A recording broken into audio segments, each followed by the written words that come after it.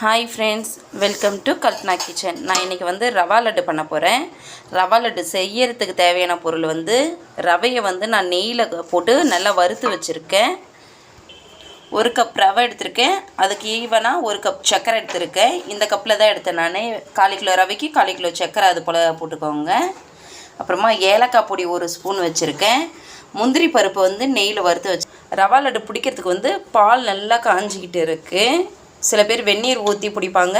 அதோட பால் ஊற்றி நம்ம பிடிச்சோன்னா செம்ம டேஸ்ட்டாக இருக்கும். பால் காஞ்சிட்டு இருக்குது. நான் இப்போ இந்த வறுத்து வச்ச ரவையை வந்து மிக்சியில் வந்து லைட்டாக ஒரு 2 சுற்றி எடுக்க போகிறேன். இந்த ரவையை அதை போட்டு எடுத்துக்கிறேன் நான். ரவை, சர்க்கரை, ஏலக்காய் பொடி இதெல்லாம் சேர்த்து மிக்சியில் ஒரு 2 சுற்றி எடுத்துக்கலாம். ஃப்ரெண்ட்ஸ், நான் மிக்சியில் போட்டு அரைச்சி எடுத்துகிட்டு ரொம்ப மழை இல்லாத கொஞ்சம் இது போல் பவுடராகவும் கொஞ்சம் ரவை போல் இது போல் இருக்கட்டும். இப்போ நம்ம வானலை வந்து அடுப்பில் வச்சு ஹீட் பண்ணிவிட்டு இதை போட்டு லைட்டாக ஹீட் பண்ணிப்போம். அப்போ தான் நம்ம பிடிக்கிறதுக்கு நல்லா இருக்கும் டேஸ்ட்டாக.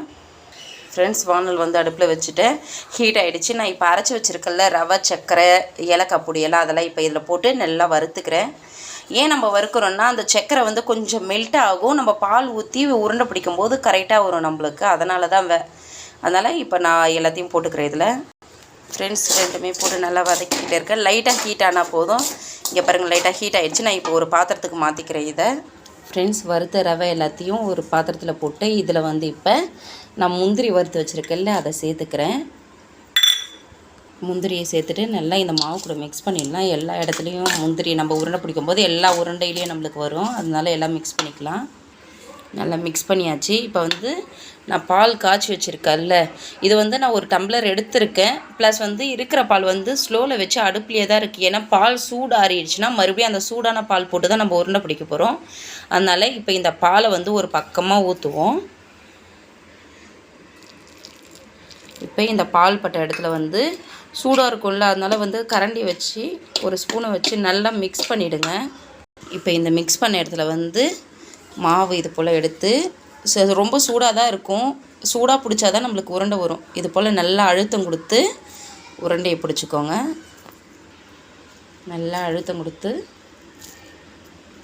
ஏன்னா அழுத்தம் கொடுத்தோன்னா தான் ஆறுச்சுன்னா உடையாது. நம்மளுக்கு சூடாக இருந்ததுக்கப்புறம் உடஞ்சிடும். நல்லா அழுத்தம் கொடுத்து பிடிச்சோன்னா உடையாது. இங்கே பாருங்கள். இப்போ இதெல்லாம் ஒரு பிளேட்டில் வச்சு ஆற வச்சிடலாம். இப்போ நான் எல்லா உருண்டையும் பிடிச்சிடுறேன்.